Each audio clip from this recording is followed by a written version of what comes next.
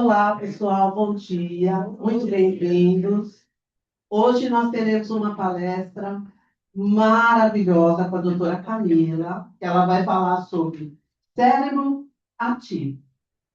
O encontro será conduzido por ela, médica clínica CI da Norte. Para quem não conhece, né, minha médica, e eu acho que tem médica de alguns aqui também, que trará orientações importantes sobre cuidados com o cérebro ao longo do envelhecimento. Então, vamos receber a doutora Camila com uma salva de palmas. Obrigada.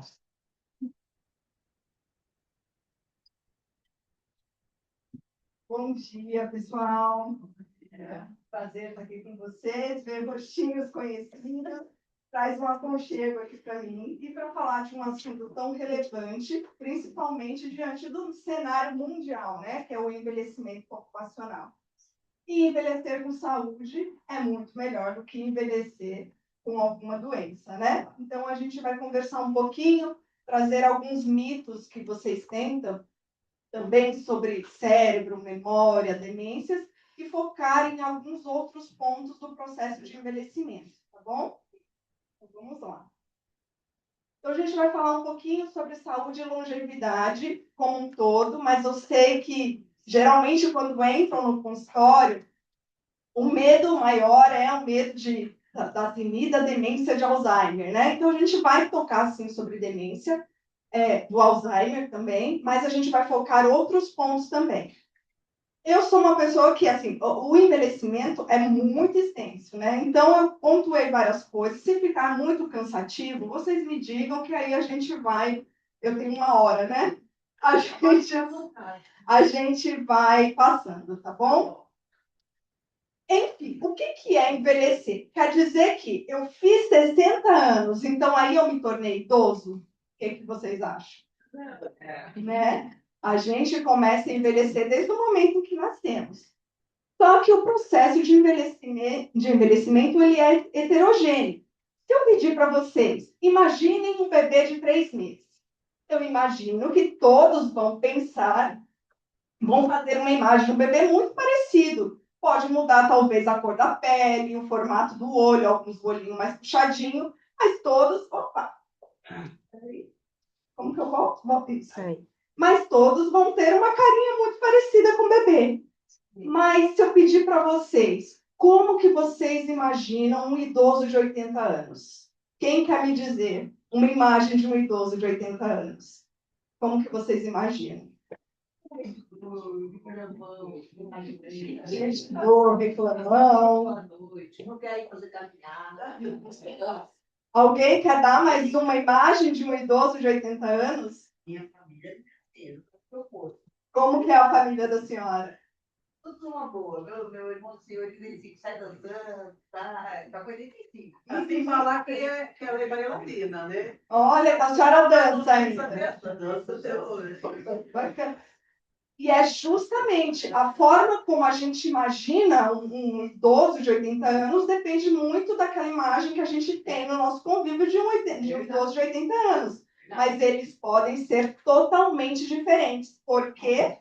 Porque o nosso processo de envelhecimento é heterogêneo. Então, a idade cronológica é apenas um fator da nossa vida. Mas o que nos define é a nossa capacidade de fazer as atividades do nosso dia a dia. Ou seja, a nossa capacidade funcional.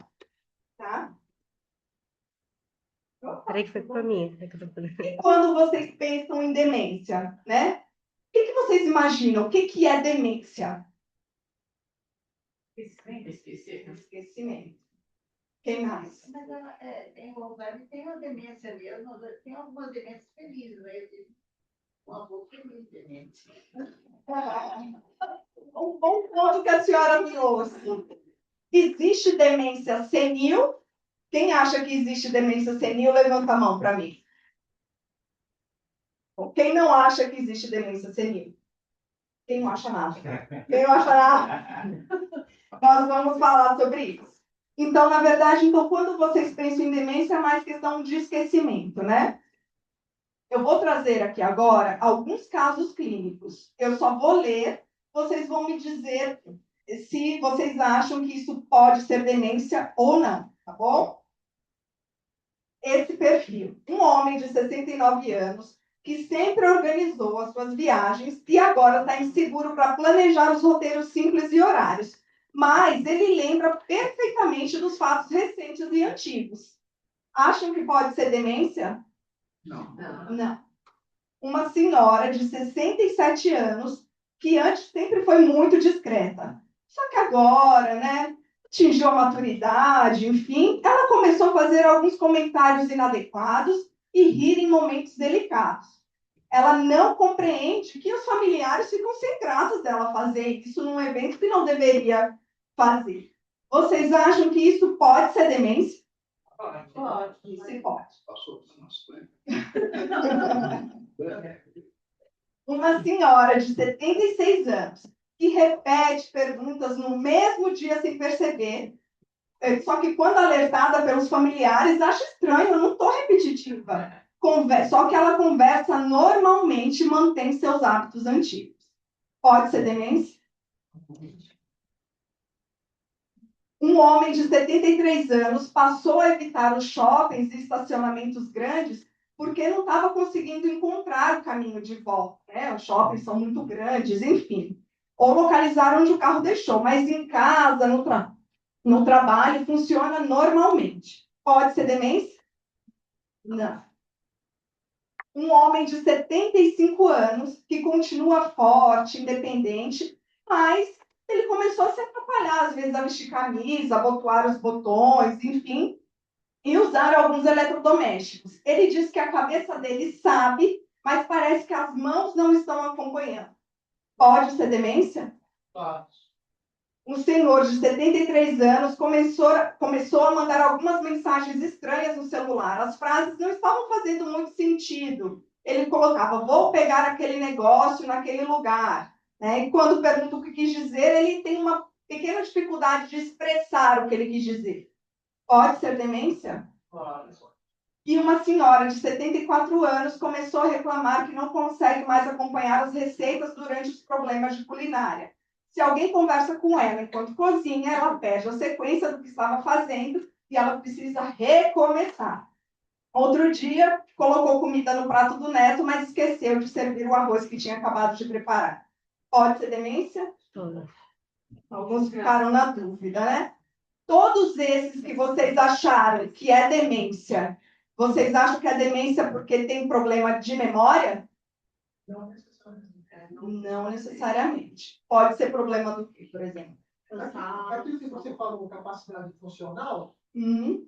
aquele que não consegue mais abotoar e etc., ele perdeu a capacidade funcional. Funcional. Sim, faz um sentido. Capacidade funcional é um conceito bem mais amplo, mas está dentro dessa questão da nossa cognição. Então, agora nós vamos entender se demência, de fato, é só esquecimento. A nossa cognição, queridos, vai muito além da memória. A nossa cognição é formada por outros domínios cognitivos. A atenção, ou seja, o tanto que você consegue focar naquele assunto, naquela conversa, as suas funções executivas. O que seriam funções executivas? A sua capacidade de planejamento. É você planejar o seu dia. Hoje eu vou sair, eu vou me arrumar, vou lá na FABB, na hora de eu sair, eu vou passar na casa da filha. Sua capacidade de planejar o seu dia. O seu comportamento, como você age. Aquela mulher lá que estava rindo em ambientes, né, que não eram para rir, ela teve mudança comportamental. Então, todo idoso fica teimoso?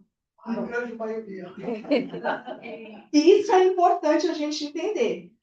Isso não é verdade.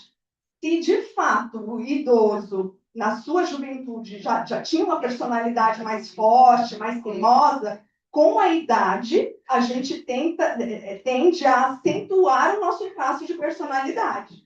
Mas se ele era um jovem muito tranquilo, se ele teve mudança de comportamento, se ele ficou teimoso, a gente precisa investigar. Um outro domínio cognitivo é a linguagem. Então, é a nossa capacidade de saber nomear que aquilo é uma água, saber nomear que aquilo é uma caneta, saber dizer para que serve. Então, tem algumas pessoas que às vezes não sabem que a caneta fala, eu quero aquilo ali que eu uso para escrever. Né? Então, se eu tenho algum problema da linguagem, eu posso ter algum problema na minha cognição e eu posso estar tendo início a alguma síndrome demencial. Outro domínio cognitivo é a nossa orientação visoespacial, que é a nossa capacidade de se localizar no ambiente, no estacionamento de um shopping, né, saber como que faz para chegar aqui no caminho que faz, e a nossa orientação visoperceptiva, é eu olhar aquela imagem e reconhecer o que ela é, né, reconhecer fotos de artistas que eu já conhecia há muito tempo, tá? Aqui a nossa praxia, a capacidade funcional que a senhora viu naquele lá do abotoar, está aqui nesse domínio cognitivo, a nossa praxia, a nossa capacidade de fazer alguns movimentos, tá? E, por fim, o mais conhecido de todos, que é o nosso domínio cognitivo, que é a memória, que daí sim vem os esquecimentos, tá? E aí, assim, eu vou entrar num ponto que é chatinho, que é termo muito técnico. Então, tenham paciência que eu vou trazer o motivo pelo qual que eu quis trazer essa subdivisão, tá bom? Então, assim, a nossa memória, ela é dividida em memória de curto prazo e longo prazo. A memória de curto prazo é essa memória operacional online, que a gente está falando aqui, vocês estão prestando bastante atenção no que eu estou dizendo. Se eu parar aqui agora e perguntar para vocês o que eu acabei de dizer, com certeza vocês vão saber. Tá? Então, essa memória que a gente usa quando a gente está no trabalho, ou para fazer um cálculo mental, enfim. A nossa memória de longo prazo, ela é dividida em não declarativa ou implícita, ou seja, que eu não preciso de um conhecimento acessar muito conhecimento, ou explícita, tá? E declarativa. A não declarativa implícita, ela é dividida em prime, que é aquela inconsciente. Sabe quando a gente passa num lugar, sente aquele cheirinho de café e fala, ai, me lembra meu tempo de infância. Enfim, essa é a nossa memória prime. E a procedural é aquele automático. Uma vez que você aprende a andar de bicicleta, você pode passar anos sem andar de bicicleta, você vai saber, pode ter uma dificuldade no início, mas você vai saber como anda de bicicleta, como dirige, enfim. A nossa memória de longo prazo pode ser a declarativa explícita. Essa pode ser dividida em semântica, que é o conhecimento geral. Por exemplo, você sabe que Brasília é a capital do país, que o rei da floresta é o leão, né? Então, você sabe o significado e reconhecer os objetos e saber para que serve, tá? A nossa memória episódica é essa, de lembrar do aniversário, de uma viagem, do que você comeu ontem, onde você estacionou o seu carro. E essa é a memória mais afetada no Alzheimer. Então, uma coisa que vocês gostam muito de fazer e de dizer, eu vou exercitar a minha memória, eu vou fazer muito palavra cruzada. A palavra cruzada ajuda, é sempre um exercício, mas ela vai agir nessa memória semântica, no conhecimento geral das coisas. E a primeira memória que afeta no Alzheimer é a memória episódica. Então, meus estímulos cognitivos da memória não podem vir só da palavra cruzada, tá bom? Dá para você explicar melhor o que seria, então, essa memória episódica e aquilo que nós, aqui, pobres mortais, podemos fazer para evitar a decadência dela rapidamente? O que pode fazer para estimular, Exato. a gente vai falar mais lá na frente, mas eu vou dar uma pincelada, tá bom? São estímulos cognitivos novos. Sempre está disposta a aprender coisa nova. Nunca estacionar. Tem outras coisas, a gente vai falar mais no final, mas essa, se vocês puderem, sempre estar estimulando o seu cognitivo com coisas novas, é importante. Instrumento musical, música é muito bom. Aprender novos idiomas. Sempre tem que aprender. Pode fazer a palavra cruzada, isso ajuda. Outra coisa que vocês podem fazer é, se vocês têm o hábito, eu falo, né, nas minhas consultas, alguém aqui acho que já ouviu, tem o hábito de levantar, escovar os dentes, aí preparar o café, e aí depois ir lá fazer. Muda. Hoje eu vou levantar, eu vou fazer o café, depois eu vou escovar o dente. Se eu vou para o trabalho sempre naquele caminho, Eu mudo de rota, porque aí você não ativa a sua memória procedural, a automática. Você começa a ativar a sua memória mais episódica, tá bom? É um bom estímulo. Esse é difícil, hein, olha. Mas é bom. Só que vocês perceberam, assim, quando vocês falam que o Alzheimer é problema de que tipo de memória que vocês costumam me falar? Vocês costumam falar por aí. Tem problema de memória de curto prazo. Por que eu estou falando que a memória que é mais afetada no Alzheimer é uma memória de longo prazo? Não está confuso? Pois vou explicar. Peraí. Opa, travou. Pode ir. Pode. Por quê? Porque é o seguinte, queridos. A nossa memória de trabalho, a pessoa, ela conversa, está conversando, vocês estão aqui prestando atenção na palestra, muita coisa vai ficar na sua memória. Por quê? Ela tem que sair dessa memória de trabalho e lá para uma partezinha do nosso cérebro que chama hipocampo e gravar esta memória, este aprendizado, que é naquela memória episódica. Só que no Alzheimer, o que acontece? Eu tenho uma falha nessa gravação. Eu fico aqui. Então, o que eu pareço a Dory? Eu esqueço. Então, eu estou aqui, eu consigo dizer, mas amanhã ou daqui 30, 40 minutos eu não consigo mais. Então, o problema no Alzheimer está nessa gravação, tá? Mas a memória que é afetada é a memória episódica, a memória de longo prazo. Mas parece que o problema é da memória de curto prazo. Mas o problema foi na gravação da memória do curto prazo. Deu para entender? Muito interessante. Tá. Outra coisa, eu perguntei se vocês acham que existe demência senil, a gente vai falar lá na frente. E para vocês, toda demência é Alzheimer? Existe o quê? Por exemplo, se toda demência não é Alzheimer, existe outros tipos de demência? Sim? Por exemplo, qual? Que vocês conhecem? Alguém conhece algum outro tipo de demência? Mas acho que também não tem rótulo o nome, mas as pessoas vão envelhecendo e vão perdendo certa qualidade total, não é só no cérebro. Entendi. O Alzheimer, ele debilita a pessoa até fisicamente no final, né? No final. E a demência, não. Eu falei isso para ele, meu avô, que era com demência, ele ficou 10 anos. Para ele era tudo lindo, maravilhoso, ele nunca perdeu nenhuma função. Né? Ele só não tinha memória nenhuma mais. Tá. Ele perdeu a memória do dia, ele primeiro com memória quando não tem memória. Foi assim, foi súbito. E o senhor? Que o senhor... Recentemente, se falava de Alzheimer, mas não se falava em demência. Por que hoje se fala em ambos os termos? Porque... Muito bom.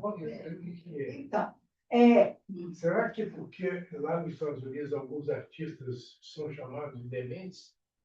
Então, a demência chegou nesse nível? não, então nós vamos falar aqui. O Alzheimer é um dos tipos de demência. O Alzheimer é uma demência, tá? Ela é a principal causa de demência. Mas nós temos uma vasta possibilidade de doença. Então, a demência ela é uma síndrome. A gente dá o nome de síndrome. São síndromes demenciais, assim como a febre. A febre é uma síndrome. Só que eu posso ter febre por uma infecção de garganta, eu posso ter uma febre por infecção de ouvido, eu posso ter uma febre por estar com vírus, eu posso ter uma febre por estar com tumor, tá? Quando eu falo que o paciente tem demência, ele tem uma síndrome. Qual demência? É Alzheimer? Pode ser, é a mais comum. Mas nós temos, a gente dá até um nome, que é um guarda-chuva. São várias. Então, nós temos as síndromes demenciais potencialmente reversíveis. Por isso que quando chega um paciente lá no consultório e que fala para mim, estou ficando esquecido, antes de eu sempre falar, eu acho, ou até mesmo de fazer exames de teste de memória, eu sempre faço um rastreio para excluir essas causas potencialmente reversíveis, que são as principais, tá? Não coloquei todas. deficiência de vitaminas, sobretudo a vitamina B12 e ácido fólico, hipotireoidismo, demência alcoólica, infecções, temos sim que pedir HIV e neurosífilis, né? Porque a gente tem demência causada pelo vírus da imunodeficiência. Tem um outro caso também, que é a hidrocefalia de pressão normal. Então, ele vem com esquecimento. Esse aqui a gente fala que tem uma tríade, que é uma questão de um esquecimento, desequilíbrio e incontinência urinária, tá bom? Então, a gente precisa, que são causas que, se a gente tratar, a gente consegue reverter. E tem as síndromes reversíveis, irreversíveis, desculpa. A principal dela é a doença de Alzheimer. Mas até mesmo a doença de Alzheimer tem as suas variantes. Ela não abre o quadro como uma demência de Alzheimer típica. Ela pode ser frontal. Quando ela pega a parte frontal do cérebro, altera o comportamento. Então, é uma doença de Alzheimer que não abre o quadro com esquecimento, mas com alteração comportamental. Visual, que é a córtico-temporal, né? Então, é uma doença de Alzheimer córtico-temporal. Nós temos um paciente lá na CACI. Mas dá um exemplo que seria esse caso. O que acontece com a pessoa? Por exemplo, desse paciente córtico-temporal, que dá visual. Quando eu fiz um teste de memória, era impressionante. Eu dei uma figura que ele tinha que... Estava tudo misturado e ele tinha que reconhecer, enxergar quais as figuras que estavam ali. Ele não conseguiu enxergar uma figura. Então, você não consegue realmente enxergar. Falo, como que não vê? Não vê. Não vê. Praxia, tem alguns que não conseguem enxergar algumas partes de um lado só, enxerga tudo do outro lado, né? Mas o principal mesmo é a memória, é o esquecimento, quando fala de Alzheimer. Essa demência aqui de corpos de Levy, essa é desafiadora, essa daqui. Porque ela não abre o quadro com questão de memória. Às vezes, ela pode abrir o quadro com parkinsonismo, sintomas de Parkinson, tremedeira. E ela causa alucinações. Então, às vezes, vocês trazem seu familiar achando que ele está com problema psiquiátrico, mas, na verdade, ele está com uma síndrome demencial, possivelmente por corpos de Levy. Essa é difícil de tratar. A demência vascular, por favor. A demência vascular é a demência causada por AVCs. Então, queridos, quando a gente pega no pé de vocês, principalmente para tratar aquela dislipidemia, tem colesterol alto, que não causa sintoma, tratem o colesterol alto. Tomem a simvastatina, as estatinas. Tratem o diabetes de vocês. Não deixem descompensar, porque às vezes o quadro vascular ele não vem com aquele quadro típico, fica com a boca torta, paralisada. Ele pode dar micros AVCs isquêmicos que a gente só vai perceber que teve quando a gente fez uma tomografia. Então, as doenças crônicas, o controle das doenças crônicas é fundamental para o cérebro de vocês se manter ativo. Doutora, antes de acontecer isso, essa síndrome aí, não tem uma prevenção de alguns medicamentos que podem até tomar para não ter? Então, esses medicamentos novos que estão chegando aí, na verdade, é quando a gente já tem algum grau de declínio cognitivo já. Quando a gente tem um declínio cognitivo leve, que a gente ainda não consegue caracterizar qual tipo de demência que é, mas já temos um declínio cognitivo. Mas nenhum remédio substitui, previne, porque aí esse remédio ele não está fazendo prevenção, ele já está fazendo uma prevenção secundária, tratando algum declínio. Prevenção, nada é melhor do que o estilo de vida de vocês. Aí é retardar, né? Retardar, tá bom? O autismo é um tipo de demência? Não, o autismo aí faz parte das neurodivergências dentro do capítulo mesmo da psiquiatria, tá bom? Então, não entra aqui. A prevenção pode ser através também das próprias vitaminas que tem corpo? Sim, aquilo que a gente falou, sim, a alimentação, a gente vai falar, porque às vezes o esquecimento não é da demência aqui, às vezes é daqui. Aí eu tratando a deficiência vitamínica, volta ao normal, tá bom? A outra, então, essa demência vascular é isso, causada pelos micro-AVCs. A doença mista é quando eu misturo a vascular com a Alzheimer, tá bom? E o Parkinson evolui com demência, geralmente na fase final do Parkinson, da doença. Que nem a senhora falou que nem toda demência o Alzheimer gera a ficar, né, sem movimento, nada, e a demência não.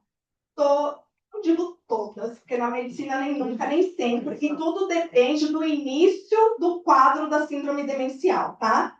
Mas todas essas demências, seja ela Lewy, Alzheimer, vascular, no final delas vão convergir para o mesmo ponto. Então, todas vão, a gente tem uma classificação chamada FAST. Todas elas, se o paciente conseguir chegar até lá, vai ter dificuldade de caminhar, vai ficar restrito ao leito, vai ficar com contraturas, vai ter incontinência urinária, incontinência fecal. Então, todas as síndromes demenciais tendem a evoluir para o mesmo caminho. Não, desde o caminho é Alzheimer. Pelo mesmo caminho do Alzheimer. Todas essas, o Alzheimer, o Lewy, todas no final de fase, estão todos restritos, não tem jeito, se o idoso chegar até lá. São vários caminhos que levam para o ponto só. Ponto em comum, porque a doença é uma doença neurodegenerativa. Infelizmente, hoje não tem cura, né? Ainda não. É muito difícil. Mas, então, todas, na evolução da doença, vão caminhar para o mesmo caminho, digamos assim. Será que esse tipo de demência que o avô teve, que perdeu a memória do dia da noite, dormiu com memória, acordou sem memória, seria uma outra coisa? Talvez sim, talvez ele possa ter tido algum AVC desse tipo, um isquêmico, que aí sim a demência dele começou depois desse evento do AVC. Mas como começou tardiamente, ele já idoso, então não deu tempo dele chegar na fase avançada da demência. Mas acredita, 10 anos é pouco tempo, às vezes, para uma demência, viu?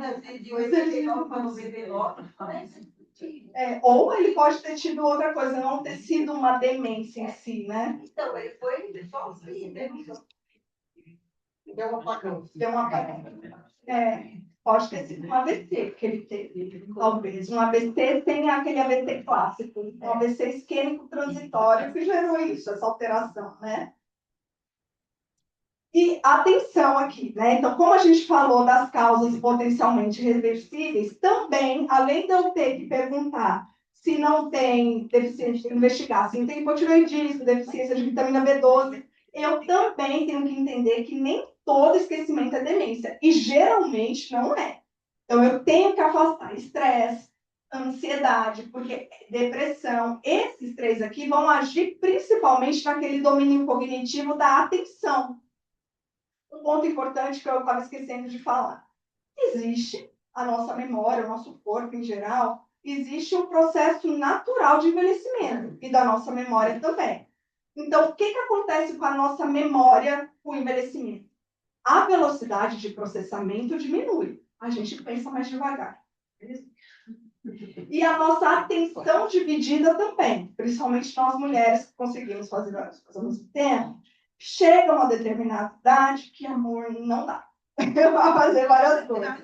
Então, a nossa atenção dividida já diminui um pouco. Então, é natural, às vezes, a gente ter algumas falhas de memória, não tem como. Mulheres que estão na fase da perimenopausa, climatério. É comum ter esses focos, esquecer o nome das coisas, tá bom? Então, nem todo esquecimento é demência. Então, tenho que afastar estresse, ansiedade, depressão, período de luto. A apneia do sono é outro exame que a gente precisa pedir. O nosso cérebro precisa de um sono restaurador para jogar todas as impurezas fora e colocar para dentro do hipocampo a memória que a gente quer que fique. Então, eu preciso dormir bem. Então, se eu tenho alguém com problema de memória, problema de esquecimento, eu tenho que afastar a apneia do sono. Dor crônica, porque não deixa dormir. Alguns medicamentos, amores. Aquilo da receitinha azul, do Zolpidem, do Alprazolam, do Lexotan. Sabe o Rivotril? Não ouviu falar? São os remedinhos controlados que a gente dá num chequinho azul, que geralmente os pacientes gostam de tomar assim, porque ele tira a ansiedade rápido, te ajuda a dormir, tá? Então, esses remédios, eles são danados de ser um dos fatores de declínio cognitivo, principalmente na memória. Então, é um efeito colateral grave Do remédio. Amitriptilina, né, que às vezes usa todos os que têm efeitos anticolinérgicos, que a gente diz, né? Esse que diminui, porque o problema do Alzheimer é o problema da acetilcolina no cérebro. Se eu tenho um remédio que me dificulta essa metabolização, eu posso ter um risco maior de ter algum declínio cognitivo, tá bom? Então, vamos tentar aos pouquinhos, a gente desmamando, né, tirando aos pouquinhos esses remédios, tá bom? E o que a gente já tinha dito, hipotireoidismo, deficiências vitamínicas e as doenças infecto-contagiosas. Agora eu gostaria de entender melhor esse do hipotireoidismo. Tireoidismo, o hipotireoidismo é aquilo da tireoide que funciona devagar. Mas que isso? Se ela está funcionando devagar, seu metabolismo todo diminui. Então, o cérebro fica mais lentificado. Vai até o cérebro. Vai até o cérebro. É porque é um hormônio que age no corpo todinho. Né? Não tem a tireoide. Ótimo. Só que tem que estar na dose compensada. Risco não. Não, desde que esteja na dose certa, né? Então, tá tomando por ano, mas a dose não está adequada, por isso tem que fazer o acompanhamento regular com TSH lá do exame de sangue que a gente pede. Se tiver reguladinho, não tem risco não. Quando eu falo hipotireoidismo, é hipotireoidismo descompensado, tá bom? Tá? E aqui trouxe um panorama geral, assim, só para vocês saberem, basicamente, qual que é a diferença de um esquecimento, enfim, de um envelhecimento normal e algum sinal de alerta. Então, aquilo que a gente tem, às vezes, que a gente esquece o nome, lembra depois, ai, como que era mesmo? Passou um tempo, eu lembrei, é normal do processo. Como eu falei, a nossa atenção dividida, e nesse mundo tão rápido, tão acelerado, né? A hora a gente está no WhatsApp respondendo alguém, aí chega o outro te perguntando uma coisa. Isso não tem como a gente lembrar de tudo. Se eu demoro mais para aprender alguma coisa, como eu falei, a nossa velocidade de pensamento está mais reduzida. Então, isso é normal. Esqueci onde guardou algo. Eu chego em casa, coloco a chave do carro aqui, vou fazer outras coisas. Onde eu deixei a chave do carro? Porque eu não prestei atenção naquilo. Se eu tenho algumas distrações ocasionais, ok. Porém, se eu fico perguntando toda hora, se eu realmente não aprendo de jeito nenhum, se eu não consigo reconhecer a função do objeto, mas principalmente quando causa prejuízo na sua rotina funcional, quando você percebe que está impactando no seu dia a dia. Que é aquele caso dos botões. Dos botões, né? Ou, por exemplo, a pessoa cozinhava tudo direitinho, sabia cozinhar, agora está pedindo para outra pessoa cozinhar. Aquela pessoa que resolvia as finanças, ia sempre lá no banco, resolvia, pagava as contas, não está conseguindo. No mercado está tendo uma dificuldade. Um pouquinho as coisas. Antes fazia, por que agora não fazia? Mas antes fazia, não é aquela pessoa que nunca cozinhava, agora não sabe cozinhar. Nunca cozinhou, não está tendo prejuízo, tá bom? Então, esse sinais de alerta é importante. E aí, por que é importante a gente fazer um diagnóstico precoce? Cerca de 70% dos idosos com demências estão sem o diagnóstico, tá? Por quê? A gente pode, de repente, ver se essas causas são tratáveis, se é aquela causa potencialmente reversível, controlar fatores de risco, pedir encarecidamente para controlar a pressão, para não fumar, para controlar o diabetes e o colesterol.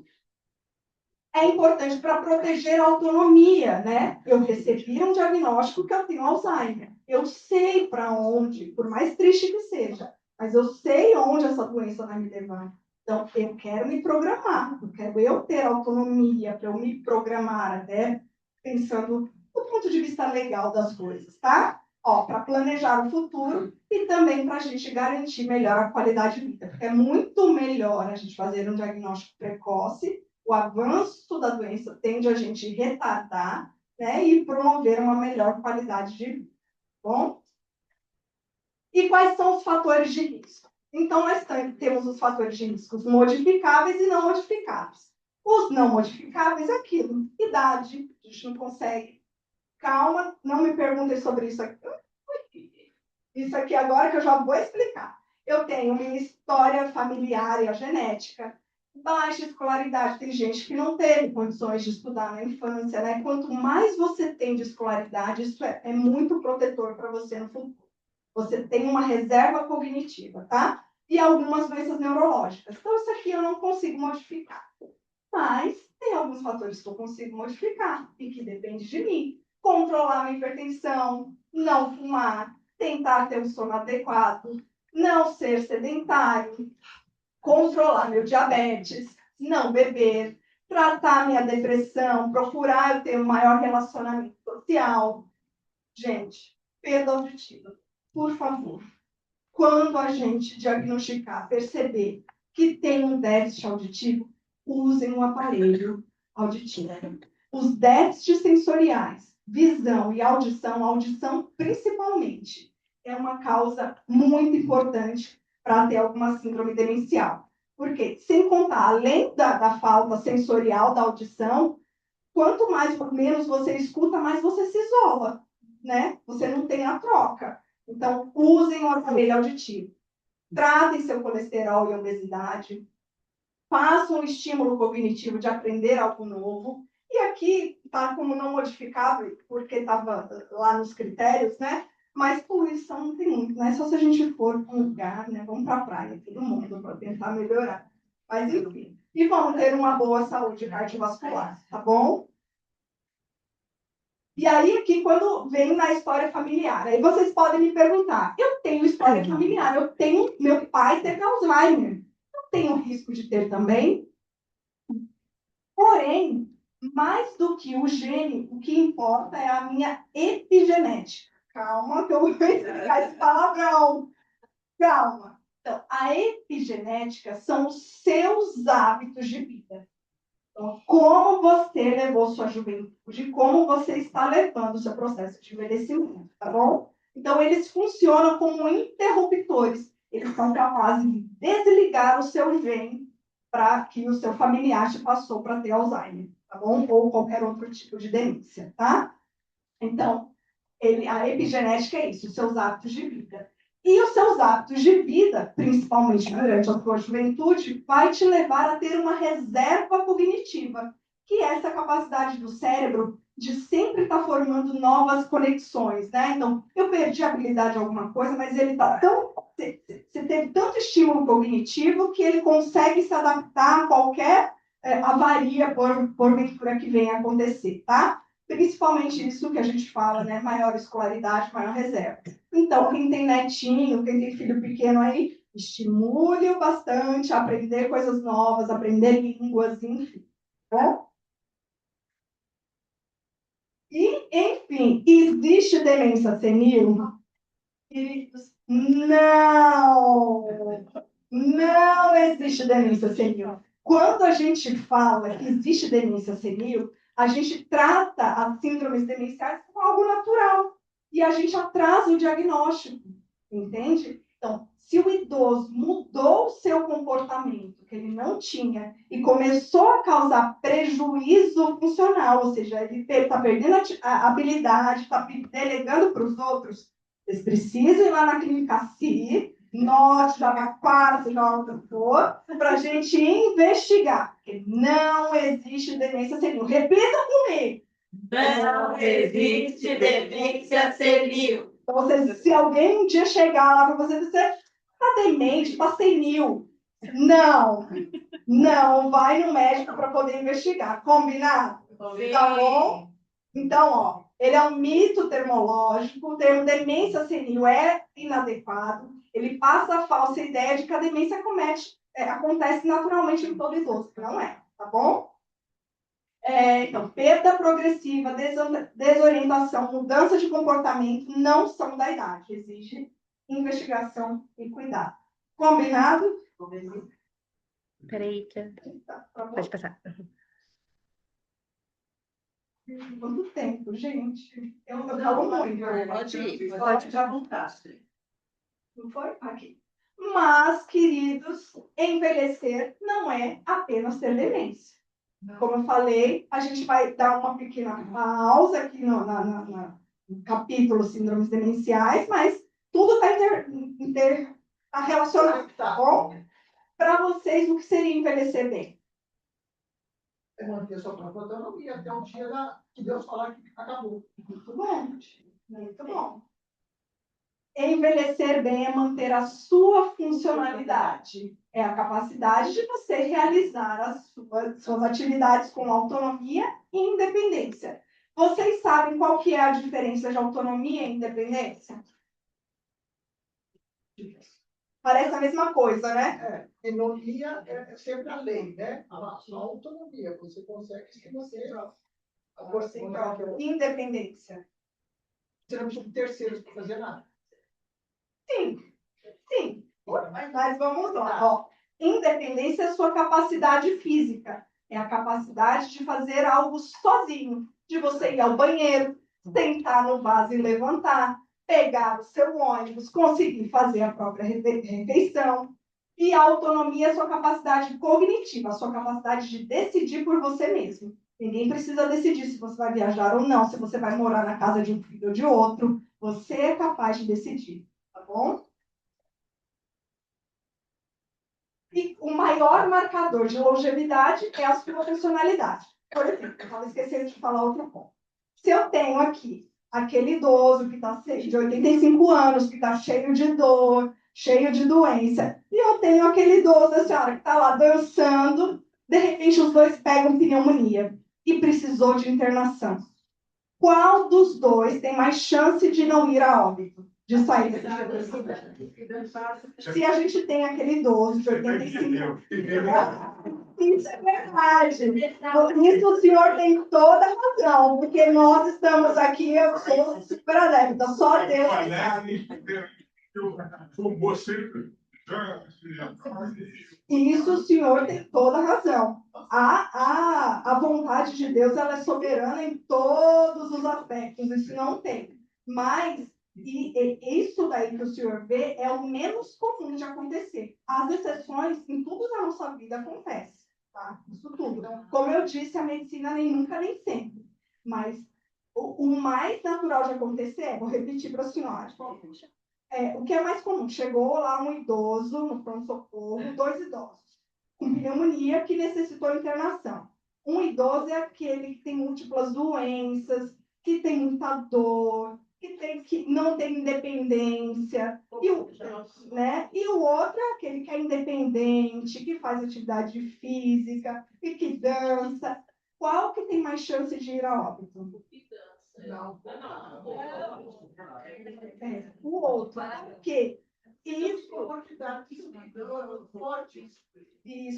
tem a ver com a nossa capacidade funcional, com a nossa reserva, com a nossa capacidade de sair dos eventos adversos mesmo, tá? Não tem um idoso que está cheio de doenças, ele não tem tanta reserva assim para sair. Não tem musculatura suficiente para respirar, às vezes precisa entubar, o outro não.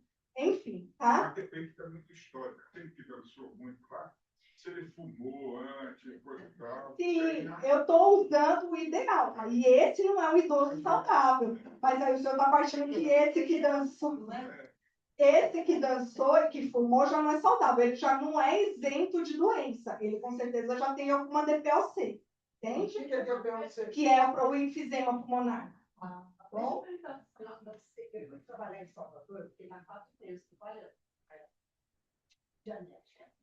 E eu comecei a passar mal, assim, uma hora para outra. Aí eu corri no hospital maravilhoso que tem lá, em Salvador, e já tive que ficar internada e era apendicite. E a minha apendicite, assim, para a outra, estava estruturada. Foi rapidinho.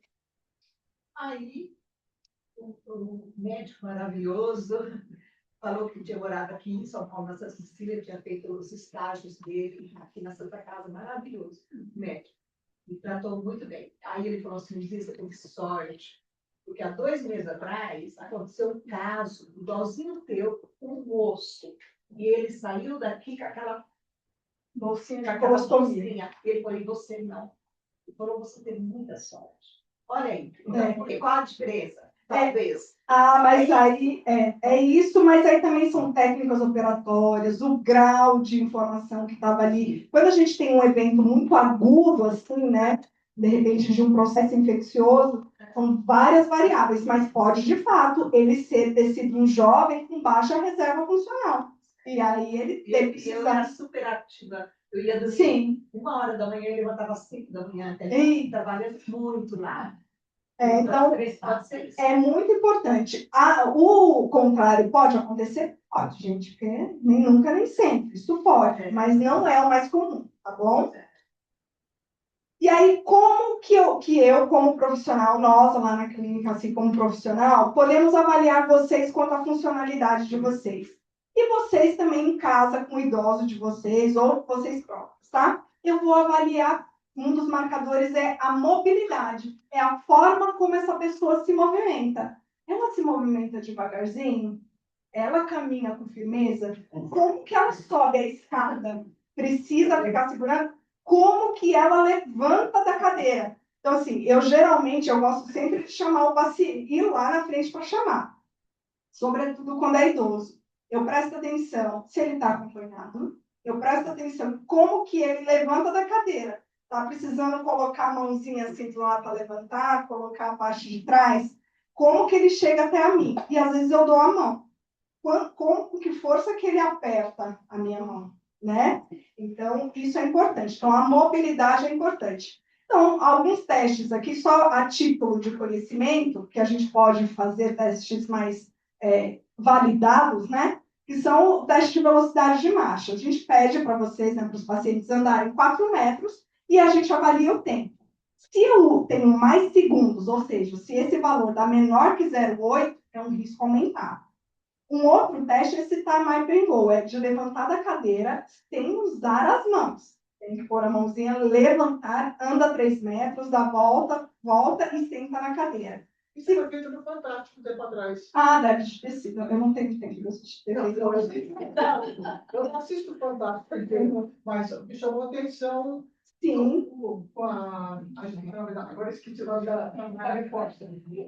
Eu não sei quem que está mais lá. Não sei quem o Schmidt está lá, não é? O Schmidt. Então, eles do equilíbrio, né? Sim, é linha reta, sim, como que está andando, boa. Renata Silva. Renata Silveira. Ela que fez esse teste. Então, isso é um teste que é muito bem validado. Isso daqui pode nos mostrar como que está a saúde cerebral, a força muscular. Se um paciente precisa se segurar na mesa, nos braços, para se levantar, a força muscular da perna não está muito boa. Como o senhor falou, o equilíbrio. E o risco de hospitalização, porque esse idoso é o idoso mais frágil, tem um risco aumentado de se hospitalizar. E o risco da perda da independência que a gente falou. Se já está com essa dificuldade de levantar, daqui a pouco não vai conseguir tomar banho sozinho. Não vai. E isso, vocês percebem que eu estou dizendo, você viu por que eu falei que o envelhecimento não é só demência? Porque aqui você não precisa ter nenhuma síndrome demencial para você perder sua independência. Você não precisa. A tua dor crônica pode te levar a uma independência e te aumentar o risco de hospitalização. Certo? Outra coisa que a questão da mobilidade pode causar, queda, queridos. Queda é um dos principais fatores de perda de funcionalidade, de qualidade de vida na terceira idade, tá bom? E a queda geralmente começa antes da queda. Então, sem perceber, começa com passos mais curtos e lentos, sem levantar muito o pé do chão. Começa a ter essa insegurança, necessidade de estar se apoiando nas coisas. Começa a ter medo de cair. Medo de cair. Se você caiu uma vez, não tenha medo. Exercite-se, porque o medo de cair leva a maior risco de queda, tá bom? Começa depois com dificuldade de levantar, até falar, tenho medo de andar. Eu paro de fazer exercício. Aí, a cascata vai. Aí o negócio complica. Aí vem o ciclo vicioso. Olha quais que podem ser as causas de queda. Perda de massa muscular, acho que a gente vai conversar sobre massa muscular, que é um assunto muito em voga ultimamente, que é muito importante, a gente vai chegar lá. Dor e artrose, alterações visuais, né? Então tem que ir no oftalmo, quem tem diabetes, todo ano ir no oftalmo. E alterações vestibulares, que é essa questão do equilíbrio, tá bom? Outras causas que podem vir para o cérebro, que a gente já falou da cognição, velocidade de processamento, dos medicamentos. Ou seja, quando às vezes tem paciente que chega lá, gente, uns 10 remédios, assim, e que toma.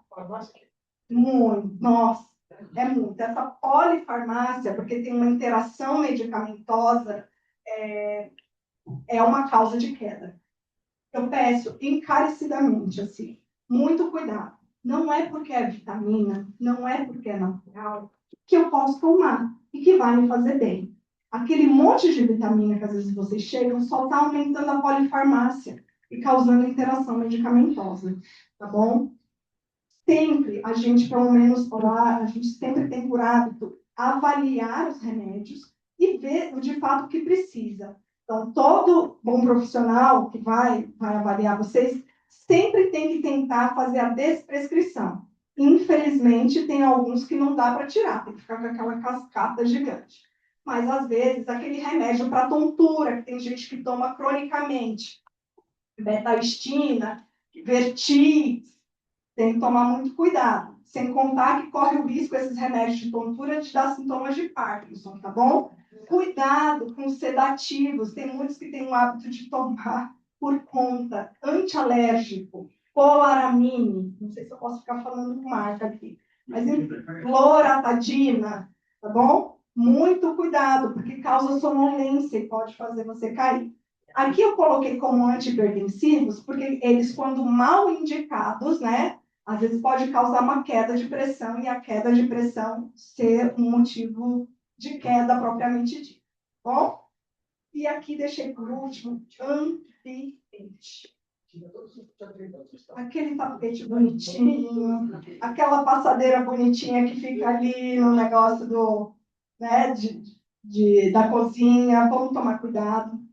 Iluminação ruim. Então, se vai levantar à noite para fazer xixi, acenda as luzes. Ah, não quero acender. Então, tenha aqueles sensores, tem aqueles sensores de movimento, ou aqueles sensores que já ficam, iluminação de corredor, que já ficam acesos mesmo. Mas tem que ter. Escada sem adaptação, tem que ter corrimão, tem que ter antiderrapante. E, por favor, se vocês tiverem dificuldade de subir, não subam desacompanhados. Tivemos um caso. Fui para a visita, eu falei assim, ele sobe sozinho. Ah, o cuidador sobe. Eu falei, pelo amor de Deus, ele vai cair. Passou 2 semanas, ele caiu. Então, cuidado com escada. Tá? Banheiro é onde idoso mais cai. Tapetinho antiderrapante. Outra coisa, que não está aqui como ambiente, mas calçados. Crocs proscrito. Também eu não gosto de fazer. Crocs não é o ideal. Porque ele não é antiderrapante. Ele é... Ai, nem para criança eu gosto. Já que um monte de criança tem criança tropeçando. Ele é emborrachado, ele não é antiderrapante. Então, idoso que não percebe, ele às vezes não levanta o pé do chão, ele, como é emborrachado, ele trava. E aí o que vai acontecer? Você vai cair. Chinelo, tipo Havaianas, também não. Então tem que ser, de preferência, aquelas sandálias assim fechadas atrás, sabe? De preferência, tá bom? Aí é o ponto onde eu queria chegar, então. Então, queda, a gente viu que um dos motivos da queda é a perda do músculo, perda de massa muscular, que a gente dá um nome técnico de sarcopenia, tá bom? Então, o nosso músculo também envelhece. A nossa curva de obtenção de músculo, até os nossos 40 anos, ela vai subindo. Gente, ali, vai subindo. Dá os 40, só vai ladeira abaixo. Tanto é que vocês, eu digo, né, percebo pelo meu pai, por exemplo, né, tinha aqueles colchão bonito, aquelas pernas bonitas, sabe como? Aquelas pernas fininhas, porque perdeu músculo. Músculo é independência, gente. Se você perde músculo, vai vir dor crônica. Por que que eu tenho um monte de rompimento de tendão? Você pega ó, rompimento de tendão enfim, tem um monte. É rompimento de tendão no glúteo. Porque tendão sozinho não consegue segurar osso. Eu preciso do músculo. Se eu perco o músculo, o tendão não vai dar conta. Você vai sofrer de dor crônica, tá bom? Então, eu tenho que procurar fazer a minha reserva muscular o quanto antes. Eu não consegui. Eu tenho chance? Tem chance. Comece, tá bom? Então, a sarcopenia significa redução da massa muscular, e isso perde força. Aquilo que eu falo de pedir, de apertar a mão, é ver essa força de preensão palmar. Está muito envolvido a questão de massa muscular, tá bom? E eu tenho menor potência muscular. É aqui que eu não consigo levantar da cadeira sem usar as mãos. E o teu sedentarismo acelera muito esse processo, tá bom? Viu? É para você.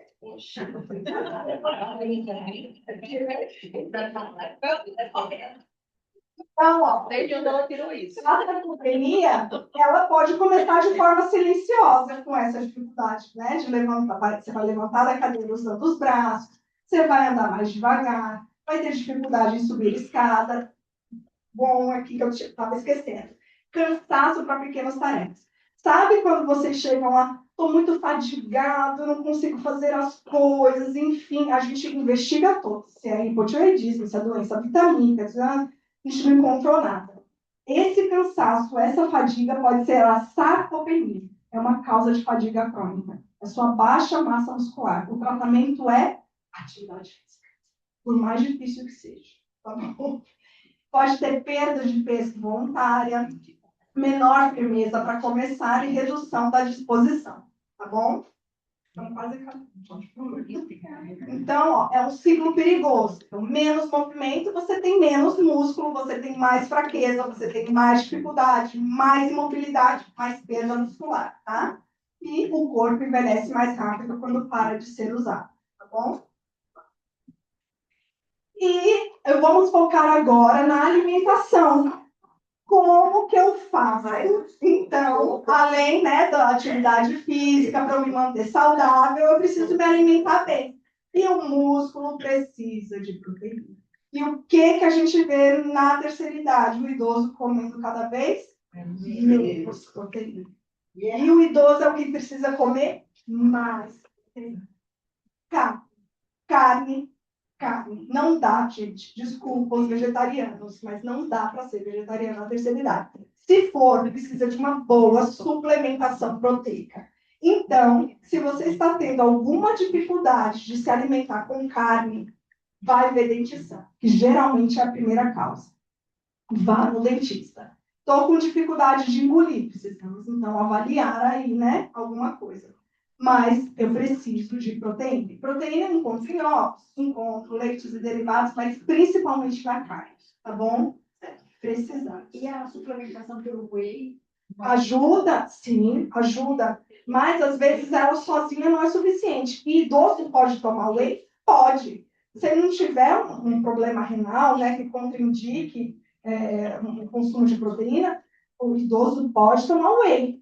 O idoso pode tomar creatina? O idoso pode tomar creatina.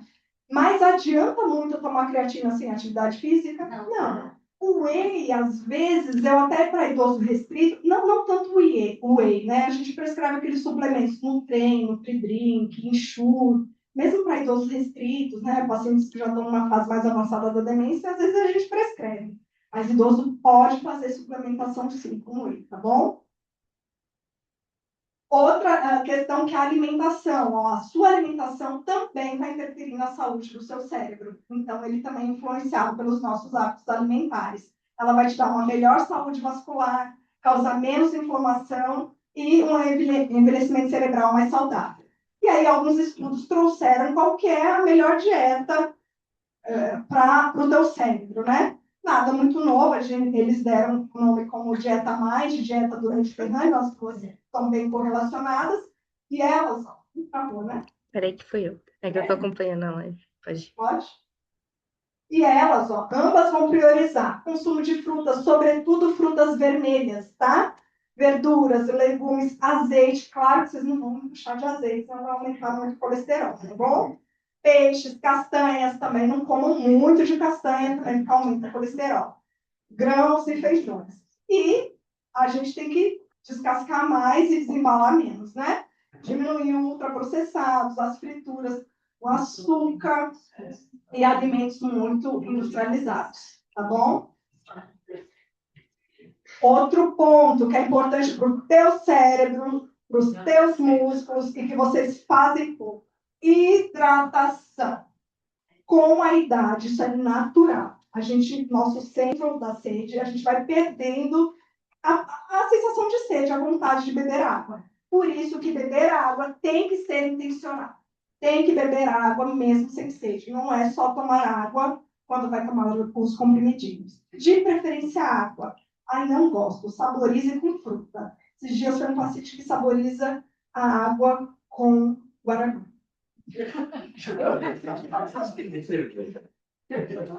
A gente respira, né? Diabético. A gente respira, mas saborize com fruta, tá bom? Frutas naturais. Eu fiz xixi, eu tô com água. Isso aí, ótimo. O problema é, agora, o problema é se já estiver ficando anúrico, aí né, já não está fazendo muito xixi, não beberá, mas é uma boa. Enfim. Então, ó, olha uma consequência da desidratação, da sua falta de água. Pode causar confusão mental, pode dar tontura, fraqueza, pode te levar a quedas, constipação, ou seja, intestino preso, piora da tua função renal. Às vezes a gente pega lá paciente que vem com ureia e creatinina alta por falta de água. E a principal causa de cãibra não é falta de potássio, é desidratação, é falta de água. Tá bom? Então, água. E, ai, gente, eu tenho tempo ainda? Bom, a gente vai abordar o último assunto, eu acho, sobre saúde mental, tá bom? Então, envelhecer também envolve as transições profundas, as sociais, né? Mudança no seu papel social, alguns quando se aposentam, né? Ficam um pouquinho mais entristecidos.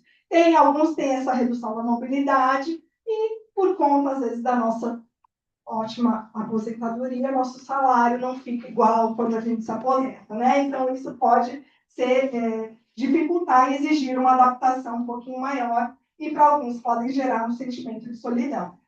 Só que outro mito que vocês têm, às vezes, né, que trazem para a gente, que é normal o idoso ficar triste. E não é. E todos acham que, às vezes, a depressão tem que vir acompanhado do sentimento de tristeza. Mas no idoso, a depressão também não vem com sinal clássico de depressão. Às vezes, ele só vem com essa causa, assim, tá mais lento, apático, com fadiga, cansado, tá? Tá ficando mais isolado, tá tendo dores no corpo, ou uma piora da memória. A gente viu que existe alteração da memória sendo causada por depressão, tá bom? Então, a gente precisa afastar a depressão em idosos. E um dos motivos da depressão é esse isolamento social. Ó. Isolamento social reduz o estímulo cerebral diário, porque a gente precisa ter tempo, né? Pode gerar um declínio cognitivo, porque essa falta de interação piora a ativação da sua cognição. Pode ter um agravamento psiquiátrico, vai piorar os seus sintomas depressivos e esse impacto sistêmico que aumenta a taxa de mortalidade, reiniciando esse ciclo e fica sempre nesse ciclo vicioso, tá bom? Então, nós somos seres sociáveis, a gente precisa de se relacionar com o outro, tá? E a expectativa de vida aumentou. Mas será que a expectativa de vida saudável está acompanhando? Como que você imagina chegar aos seus 90 anos? Né? Então, viver não é uma realidade garantida pela ciência, né? Antes, como que era a expectativa de vida? Hoje a gente vê muitos longevos. O desafio agora nosso é a gente construir essa infraestrutura para a gente ver com independência e autonomia, tá bom? E agora, como que eu faço para proteger, então, o meu cérebro? Falamos alguns dos estímulos cognitivos, né? Então, intelecto, eu posso ler, como eu falei quando a senhora me mostrou o livro, leitura, estudo, aprender algo novo, socialização, atividade física, sono, tentar dormir bem, tentar dormir cedo, cultivar hobbies, e sempre alguns desafios mentais, tá bom? Existem aplicativos de celular, tá? Que é próprio para esse estímulo cognitivo, que vai muito além da palavra cruzada, tá bom? e sempre quer aprender coisas novas. Isso vai aumentar a sua reserva cognitiva. E se alguém falar assim, eu tenho, de todos esses que a gente falou, existe um remédio assim, que é capaz, que tem todos esses benefícios, que, nossa, se você fizer, vocês comprariam esse remédio? Se tiver dinheiro, sim. Se tivesse dinheiro? Se tivesse dinheiro? Sim. Sim. Então, por que vocês não fazem atividade física?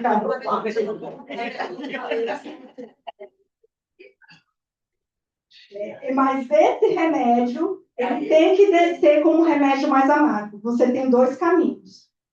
Ou você não toma esse remédio amargo e vai sofrer a consequência deles para o resto do seu processo de envelhecimento, cheio de dor. Ou você engole esse remédio amargo e você vai ter os benefícios dele com uma melhor qualidade de vida. Certo? Então, o exercício físico, gente, ele é o melhor. E qual atividade física? É só caminhadinha com o cachorro?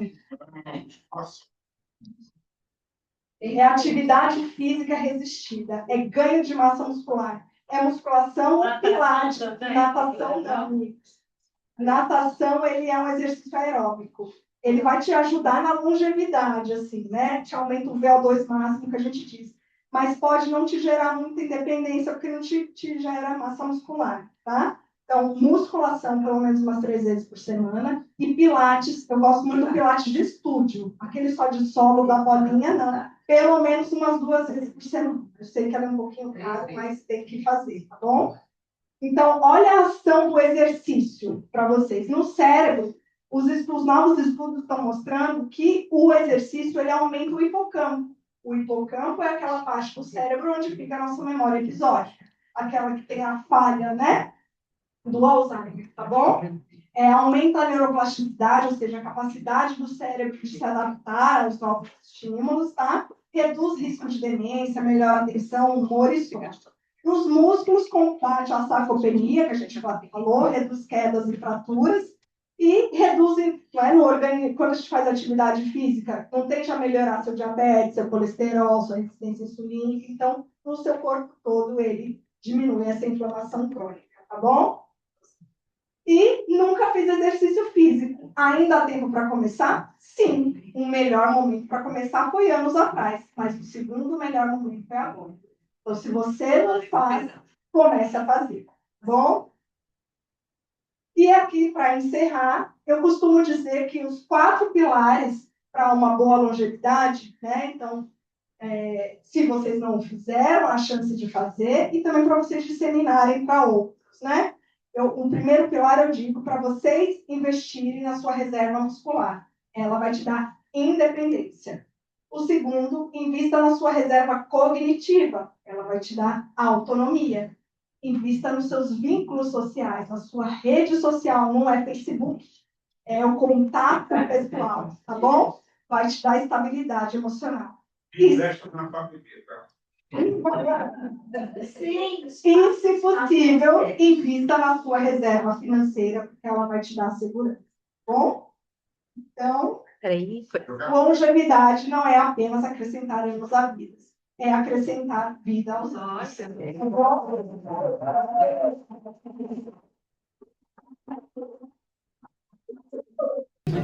Mas vamos lá, 3 das 11, Jaçanã, né, gente? Zona Norte. Quem é da Zona Norte aí? Opa! Coisa boa, já Dona Ana Barbosa. A gente vai cantar a capela, tá bem? Ela é bem conhecida. E os Demônios da Garoa, no final, eles fizeram uma brincadeira com as palavras, que é aquelas. Quais, quali, dum, dum. Quais, quali, dum, dum. Quais, quali, dum, dum. Vamos lá, então? Então, vamos lá. Não posso ficar nem mais um minuto com você. Sinto muito amor, mas não pode ser. Moro em Jaçanã. Se eu perder esse trem, que sai agora às 11 horas, só amanhã de manhã. E além disso, mulher, tem outras coisas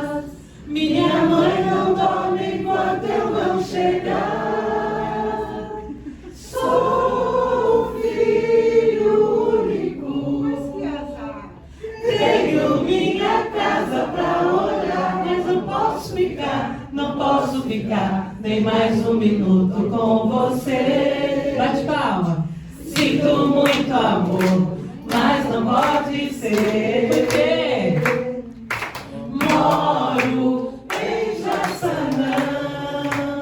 Se eu perder esse trem, que sai agora às 11 horas, só amanhã de manhã. Além disso, e além disso, mulher, tem outra coisa. Minha mãe não dorme enquanto eu não chegar. Sou filho único. Tenho minha casa própria. Ó, quais agora, ó. Quais, falidum-dum, quais, falidum-dum, quais, de novo, quais.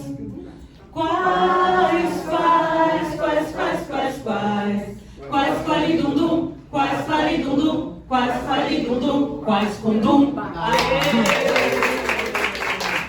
Que delícia, gente. Muito bom. Doutora Camila.